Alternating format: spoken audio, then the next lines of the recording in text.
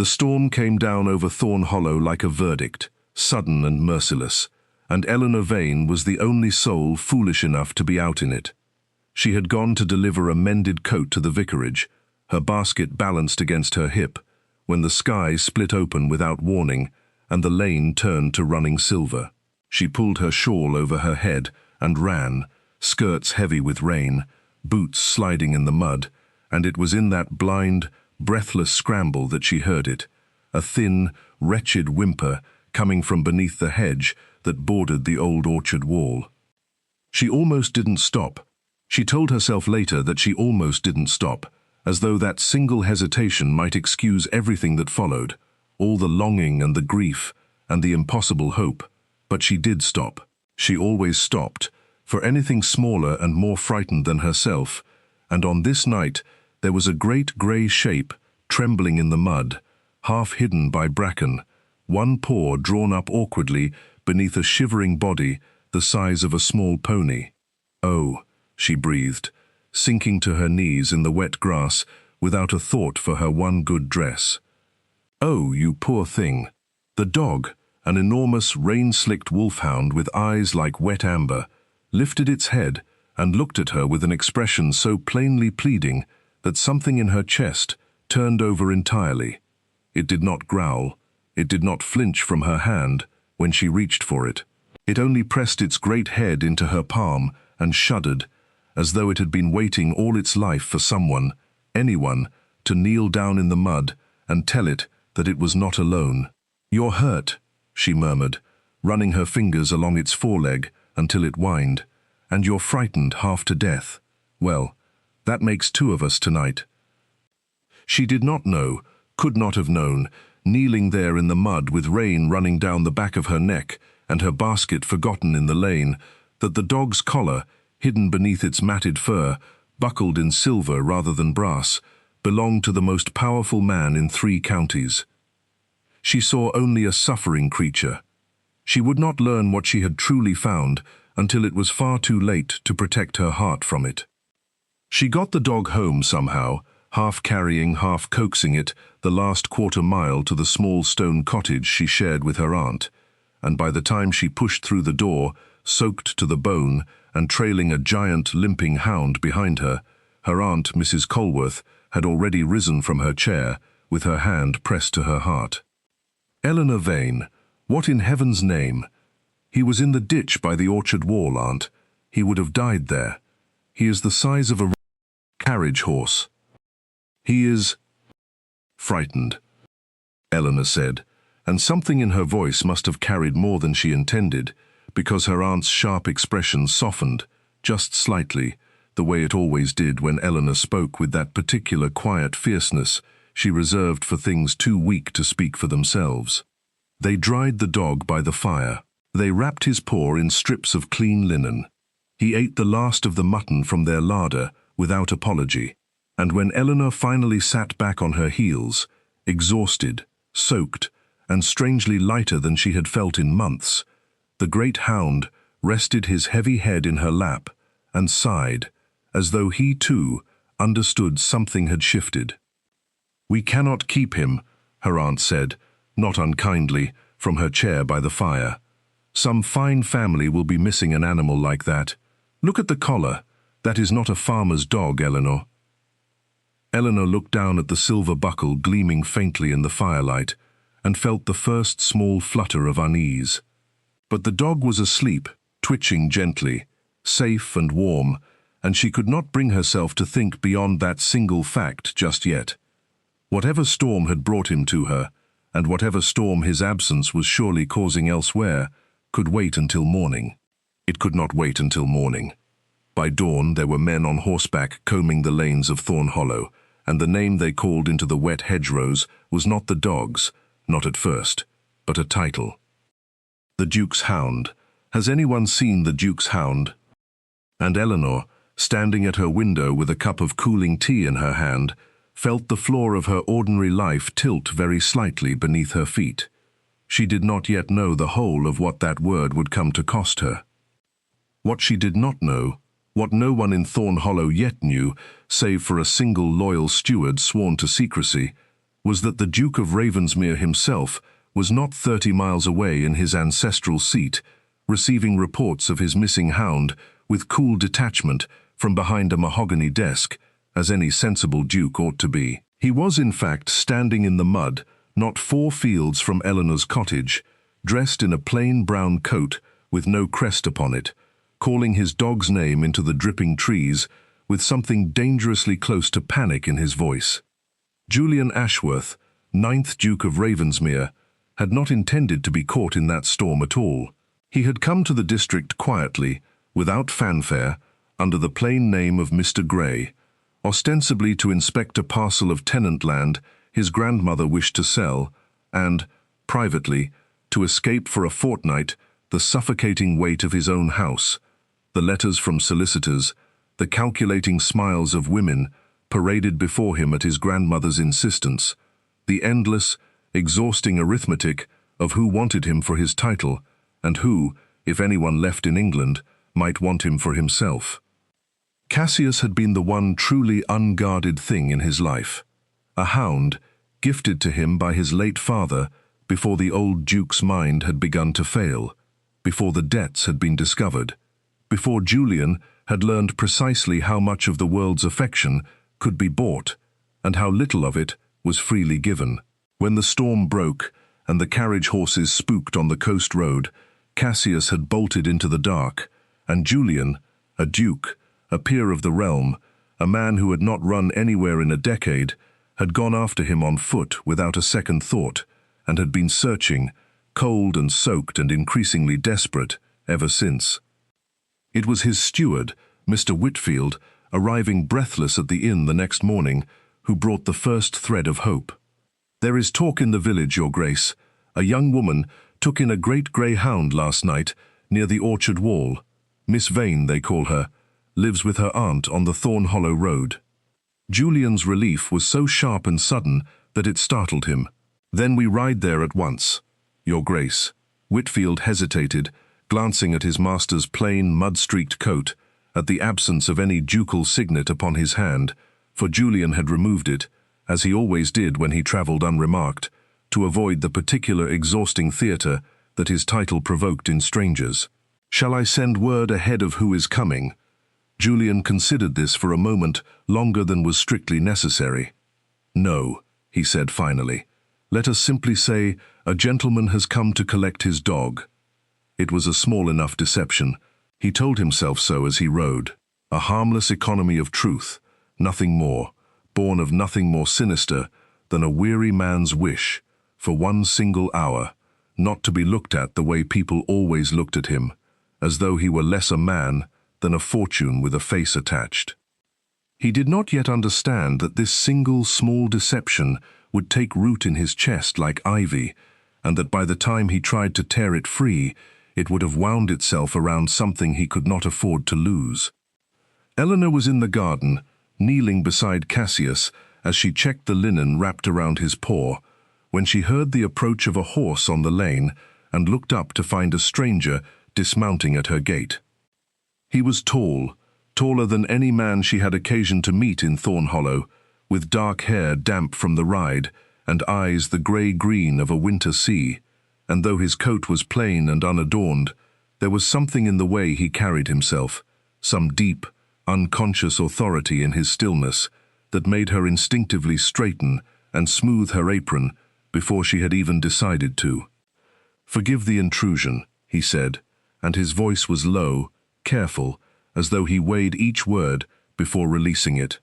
"I understand you found my dog."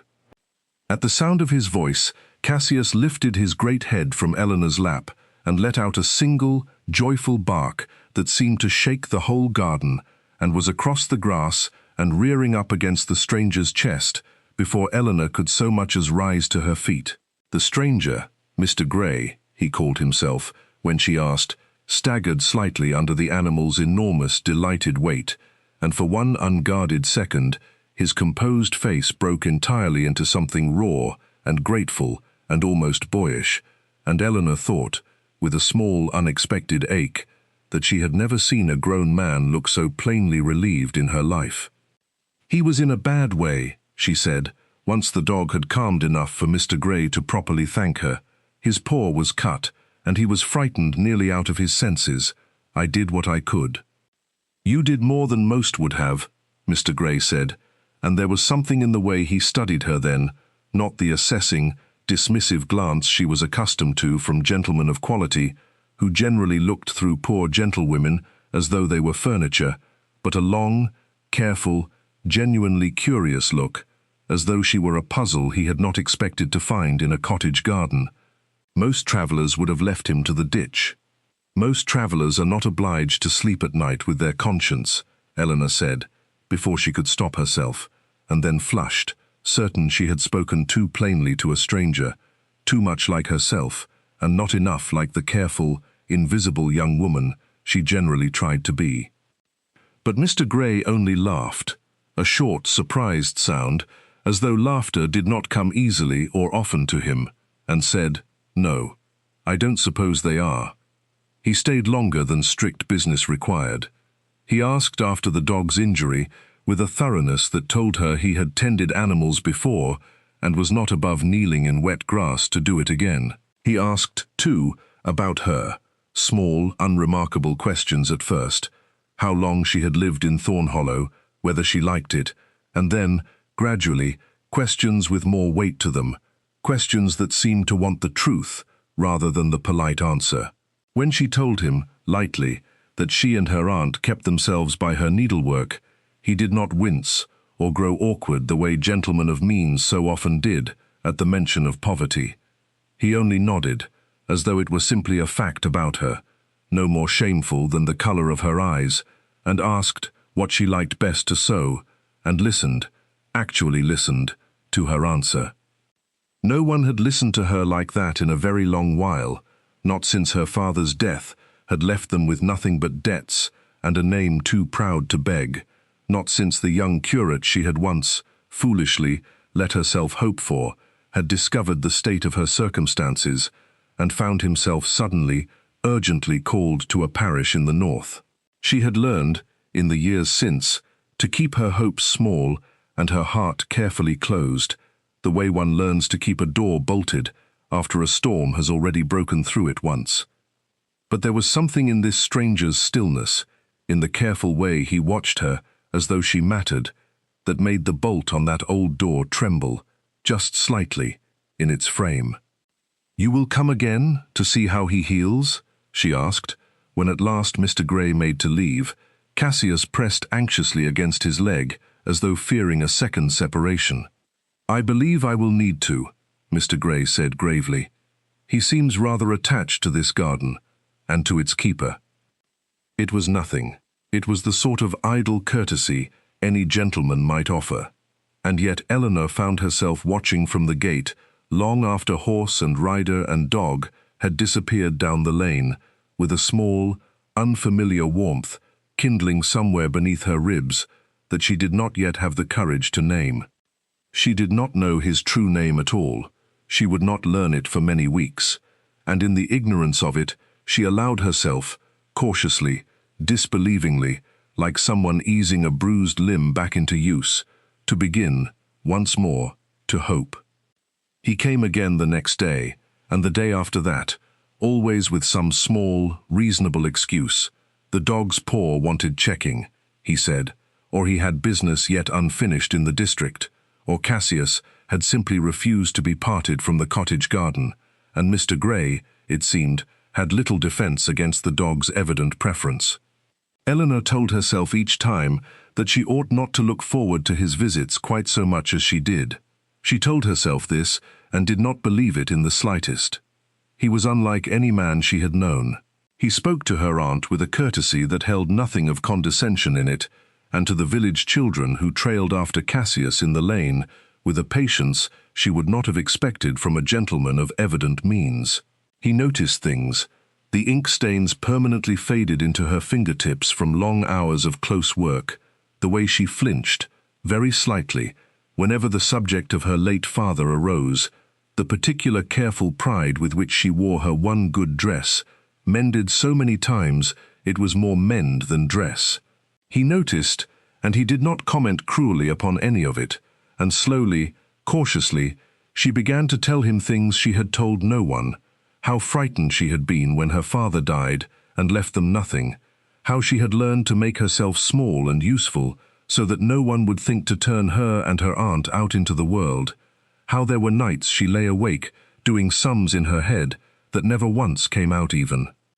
"You carry a great deal alone," he said to her one evening, as they sat together in the garden while Cassius dozed between them, the summer light going long and gold across the grass. "Someone must," she said simply. "There is no one else to carry it." Something moved across his face then, something dark and private and old, as though her words had struck a note in him that resonated far beyond her own small troubles. "No," he said quietly. "I understand that better than you might think." She wanted to ask what he meant. She did not, sensing instinctively that whatever burden he carried was not yet ready to be spoken of, the way her own had not been ready, once, before this strange and gentle man had made a space for it.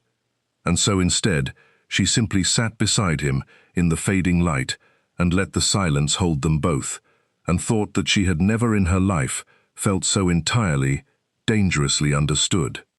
What she could not have known was that Julian, watching her in the golden evening with the dog asleep between them, was fighting a battle of his own, one waged entirely within the confines of his own chest, and losing it more thoroughly with every visit.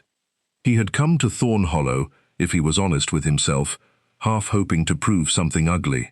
His grandmother had been pressing him for a year to marry Lady Camilla Alden, a cool, accomplished, exquisitely bred young woman whose family's fortune would settle certain debts his father had left buried in the estate's accounts.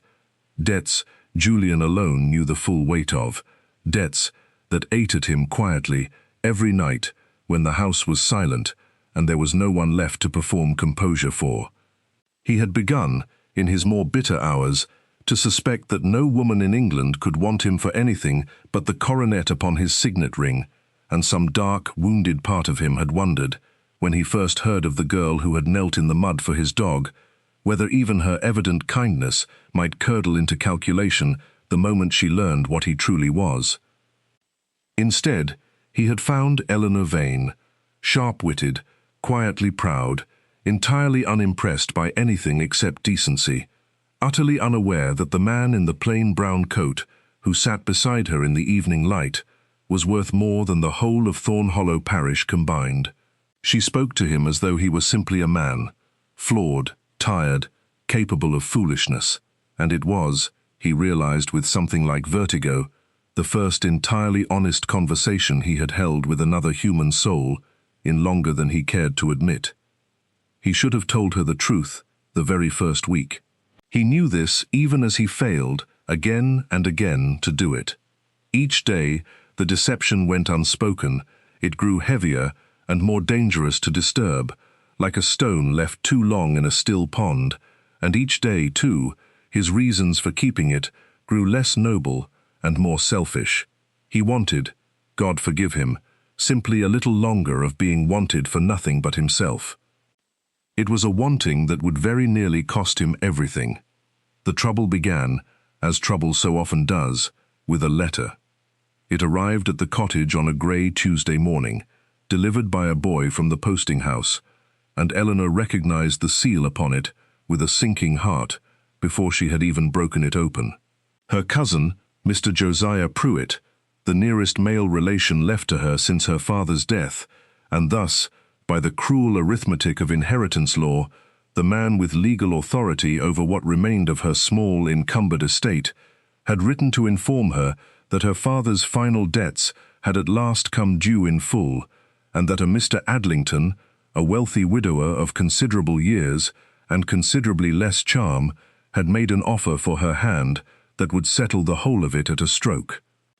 "He is not a cruel man," her aunt said carefully, watching Eleanor's face as she read the letter twice through, then a third time, as though the words might rearrange themselves into something kinder, only a practical one. "He is 60 years old, Aunt, and he buried 2 wives already. And you will be fed and housed and safe from the workhouse that awaits us both if these debts go unsettled. her aunt said gently, and there was no cruelty in it, only the terrible, weary honesty of a woman who had done sums of her own, late at night, and arrived at conclusions she did not like. Josiah has given us until Michaelmas. Eleanor did not cry. She had learned, long ago, that tears solved nothing, and only left one's eyes too swollen to sew by candlelight afterward. But she felt something close and cold settle over her heart that evening, some old, familiar despair she had thought. Foolishly, she realized now, that she had begun to leave behind these past weeks in the garden with Mr. Grey and his great grey hound. Mr. Grey. A stranger with kind eyes and no fortune to his name that she knew of, a man who could offer her nothing against a debt of that magnitude, however gently he listened, however warmly he watched her across the fading light. What a fool she had been, to let herself hope. Hope had never once, in the whole of her life, come to anything but grief.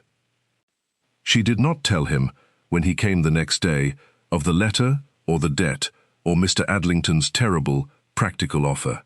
She could not bear to see whatever expression might cross his face.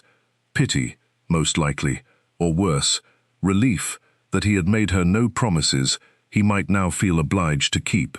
She was quieter than usual, and though he noticed, she saw him notice, saw the small furrow that appeared between his brows as he watched her.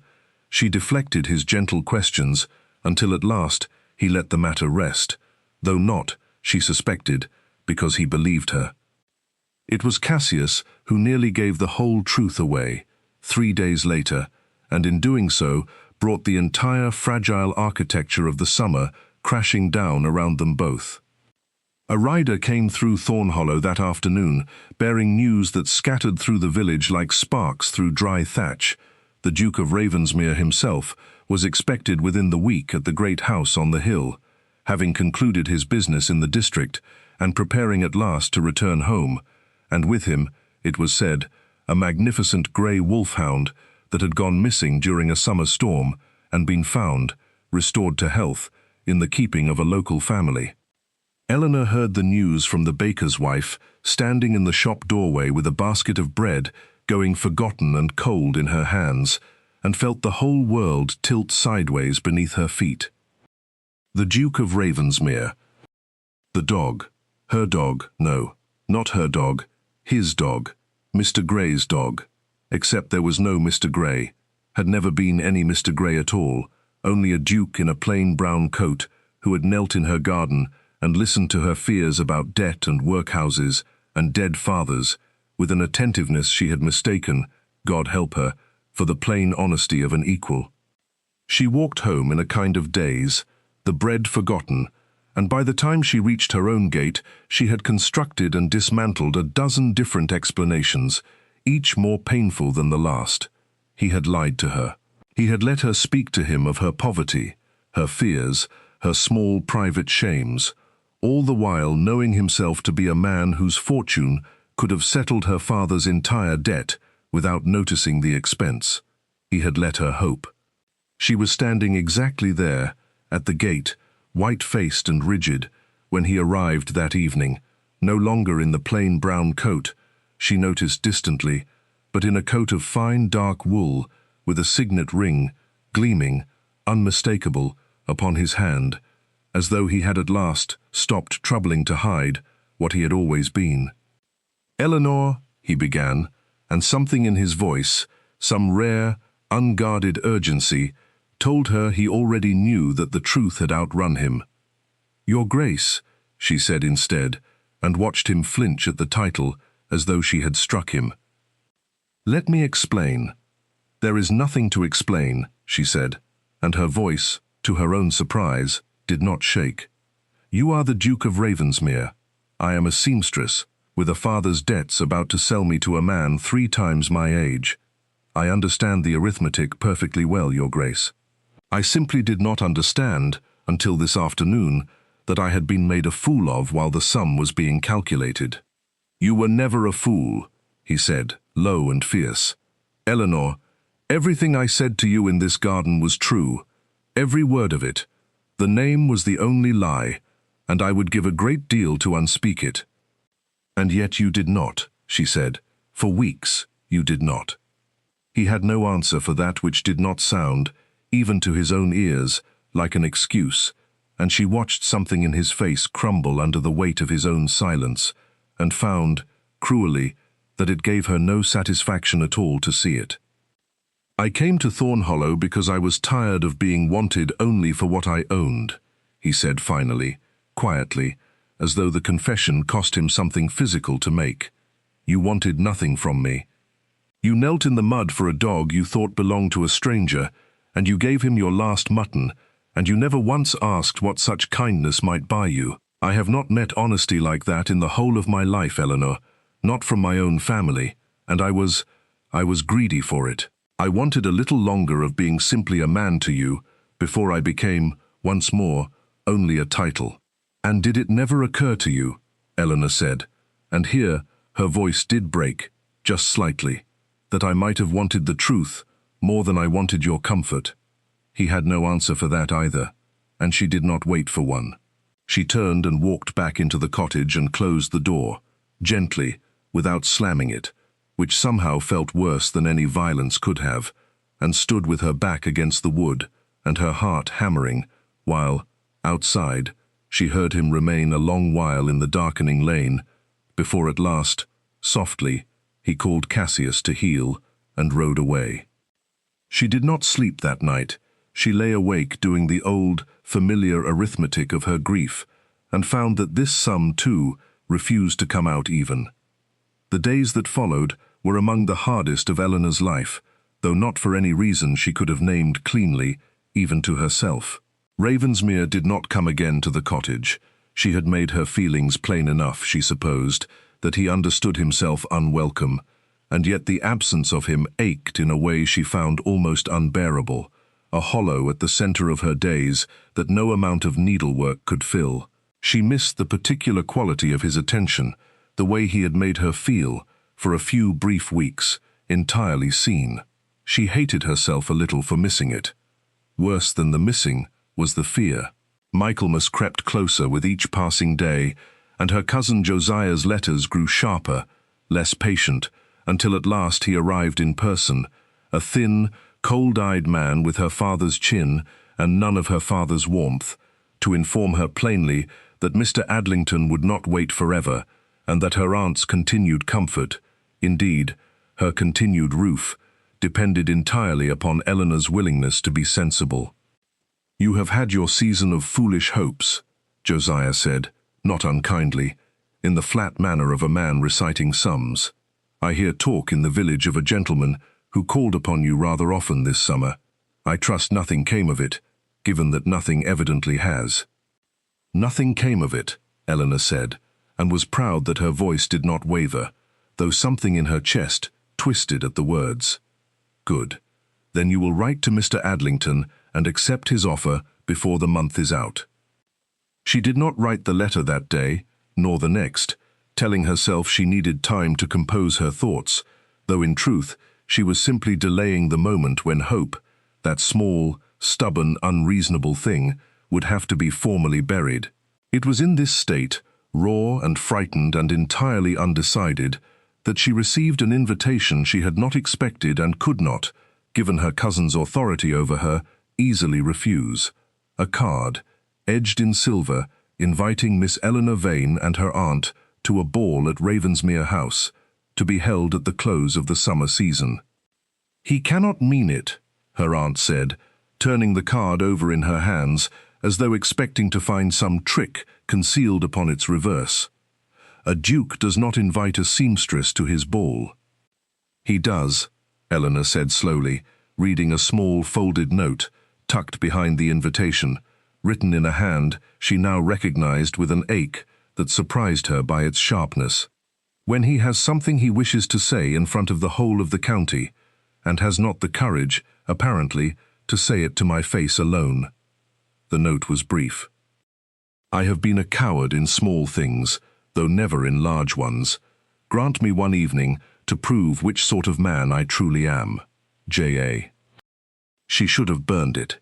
She told herself she should have burned it, and instead found herself, 3 days later, standing before the small mirror in her room while her aunt fussed with the one good dress, mended so many times it was more mend than dress, and wondering, with a fear that felt disturbingly like hope, what on earth a duke could possibly mean to prove.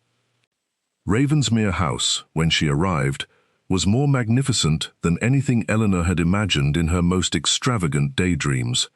A great pale stone facade, blazing with candlelight, carriages disgorging silks and jewels at every turn, a ballroom that seemed to stretch on forever beneath a painted ceiling of clouds and gilt. She felt, walking in on her aunt's arm in her carefully mended gown, precisely as small and out of place as she had feared she would, and twice as visible for it.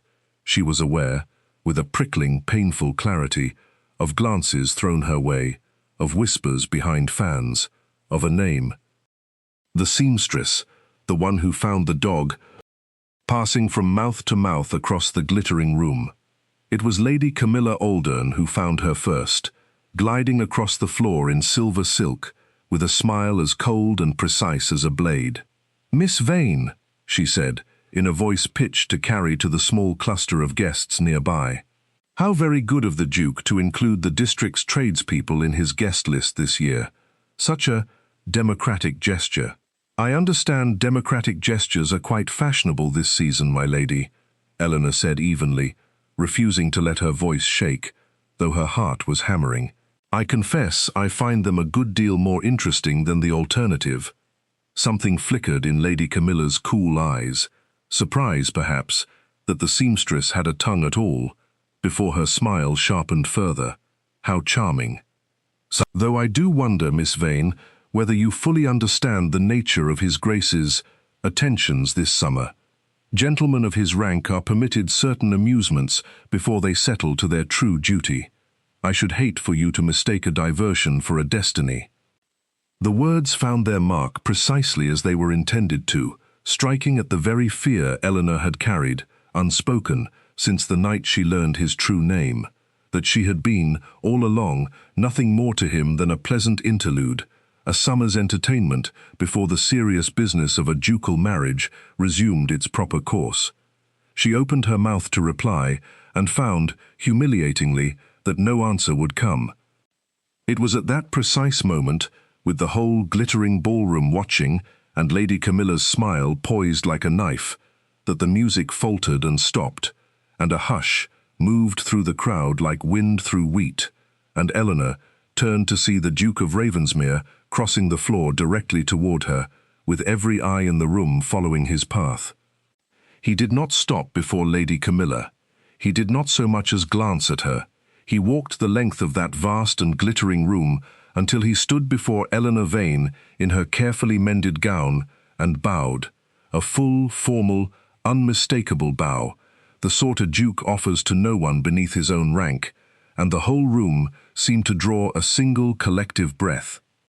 "Miss Vane," he said, his voice pitched to carry, clear and steady, to every corner of the silent ballroom. "I owe you a debt I cannot properly repay, though I mean to spend the whole of my life attempting it. You found a frightened creature in a storm, and asked nothing of him but that he be well. You did the same, I think, for me, though I gave you a false name in return for your honesty, and I have regretted the falsehood every hour since." A murmur rippled through the crowd. Eleanor stood frozen, scarcely breathing, aware of Lady Camilla's face going white with fury beside her, aware of her aunt's hand pressed to her mouth across the room, aware of nothing at all, really, except the steady grey-green eyes fixed upon her own. "I have spent this fortnight attempting to prove that the man you met in a plain brown coat was no invention," Julian went on, "that everything I felt in your garden was real, whatever name I wore while feeling it. I have settled your cousin's claim upon your father's debts this very week, not as payment for anything, Eleanor, and not as a bargain for your hand, but because no woman I love should ever again be forced to choose between her dignity and her survival. That choice is yours alone now, freely given, with nothing owed in return, whatever you decide of me." The word landed in the silent ballroom like a struck bell. Love. Eleanor heard it, and felt the whole room tilt and steady at once, felt every careful wall she had built since her father's death, every bolt she had thrown across every door of hope, tremble in its frame. "You let me believe," she said, and her voice, though quiet, carried in the terrible hush, "that I mattered to a plain gentleman with no fortune and nothing to gain from my company. It is a good deal easier to believe oneself loved under such circumstances, Your Grace, than to believe it now, before the whole of the county, from a duke who might have any woman in England. Then believe this instead," he said, and crossed the last small distance between them, heedless of every watching eye. "I have had any woman in England paraded before me for a year, Eleanor, and not one of them ever knelt in the mud for a stranger's dog and asked for nothing in return. Not one of them ever told me, unprompted, that someone must carry the world's weight, and it might as well be them. I did not fall in love with a duchess's ambitions. I fell in love with a woman who forgave a frightened animal before she had any reason to trust him, and I have been trying, clumsily and too late, to earn the same mercy for myself." The ballroom had gone entirely silent now, 300 guests holding their breath as one, and Eleanor became distantly aware that this was, whatever else it was, the single most exposed and dangerous moment of her entire life. Her poverty, her past, her every private grief laid bare before the whole of society, with only this man's steady eyes to anchor her against the fall. "I was promised to Mr. Adlington," she said quietly, "to settle a debt I could not pay." "The debt is settled," Julian said. "You are promised to no one, Eleanor, unless you choose to be. I am not asking you to marry a duke tonight. I am asking whether the man in the plain brown coat, who listened to your fears in a garden and meant every word of his listening, might yet be worth your forgiveness." For a long moment, Eleanor said nothing at all, and the whole glittering room seemed to hold itself suspended around that silence, waiting. Then, from somewhere near the doorway, came a great, joyful, entirely undignified bark, and Cassius, who had evidently slipped his lead and bolted the length of the ballroom the moment he caught Eleanor's scent, came skidding across the polished floor and threw himself against her skirts with such enthusiasm that she staggered, laughing despite herself, despite the tears standing bright and unshed in her eyes, and the whole brittle tension of the room broke at once into startled, delighted laughter, and somewhere in the midst of it, Eleanor found that her hand had come to rest, without quite deciding to, against Julian's chest, over the place where his heart was beating, as hard and unsteady as her own. "He never did know how to wait patiently for anything he wanted," Julian said softly, watching her with an expression so unguarded it made her chest ache. "I begin to think I have learned that particular fault from him." "You made me believe in kindness again," Eleanor said, and her voice trembled now, openly, without shame. "And then you let me believe I had imagined it." "I will spend every day proving you did not," he said, "if you will let me." She looked at him a long moment, at the man who had knelt in her garden as a stranger and told her, without a single lie in the substance of it, that he understood what it was to carry the whole world alone, and felt, at last, the old bolted door within her chest swing open, not with reckless abandon, but with the slow, deliberate courage of a woman who has decided, after long consideration, that some risks are worth the taking. "Then let us begin," she said, "with the truth, all of it, from now on." "All of it," he agreed, "for the whole of our lives." And when he took her hand before the assembled company of Ravensmere House, with Cassius pressed triumphant and delighted between them, Lady Camilla turned and swept from the ballroom in a fury of silver silk that no one troubled themselves to notice, because every other eye in the room was fixed instead upon the seamstress and the Duke, and the astonished, radiant joy passing between them like something too long withheld, and finally, fully given. The wedding took place at Ravensmere in the first gold days of autumn, in the small stone chapel on the estate, rather than the grand cathedral in town, because Eleanor had asked for it quietly, and Julian had granted it without a moment's hesitation, understanding by then precisely how much she valued a thing chosen for its truth over its grandeur. Her aunt wept through the entire ceremony, unashamedly, and Cassius sat at the foot of the altar throughout, with the solemn, self-important air of a creature who understood himself to be, in some essential way, the true architect of the entire match, and would brook no argument on the subject. There was gossip, of course, in the months that followed. There always is when a duke marries a seamstress, rather than an heiress bred to the purpose. But it faded, as gossip generally does, before the plainer, more stubborn fact of the thing, that the Duchess of Ravensmere was seen everywhere upon her husband's arm with an ease and warmth that no calculated match had ever produced in him before, that tenants who had once found the young duke cold and distant now found him, inexplicably, given to lingering in cottage doorways and asking after children by name, that a certain great grey wolfhound had taken to sleeping, each night without fail, across the threshold of the ducal bedchamber, as though standing eternal guard over the exact spot where, on a rain-soaked evening months before, an ordinary act of kindness had quietly, irrevocably, changed the whole shape of two lives. Eleanor kept, all her life, the small folded note that had first summoned her to that fateful ball, tucked into the pages of a worn prayer book she had inherited from her father. She took it out, sometimes, on quiet evenings, and read again the 7 words that had undone her. "I have been a coward in small things," and thought, each time, of how very close she had come to burning it unread, to choosing the old, safe bitterness of a heart kept carefully closed, rather than the terrifying, glorious risk of believing, once more, that she might be loved for nothing more than exactly who she was. She thought too often of that first rain-soaked evening, of a frightened creature trembling beneath a hedge, and of how strange and merciful it was that the smallest, most unremarkable act of compassion, a woman kneeling in the mud for a stranger's dog, asking nothing in return, should have proven, in the end, to be the very thread from which an entire life of happiness was quietly, patiently woven. It was not the grandest kind of love story, she thought. It had begun in mud and rain and mistaken names, not in ballrooms or fine carriages, and perhaps that was precisely why it had endured, because it had been built, from its very first hour, upon nothing more nor less than the plain, unglamorous truth of two people choosing, again and again, to be exactly as kind and as honest as they appeared.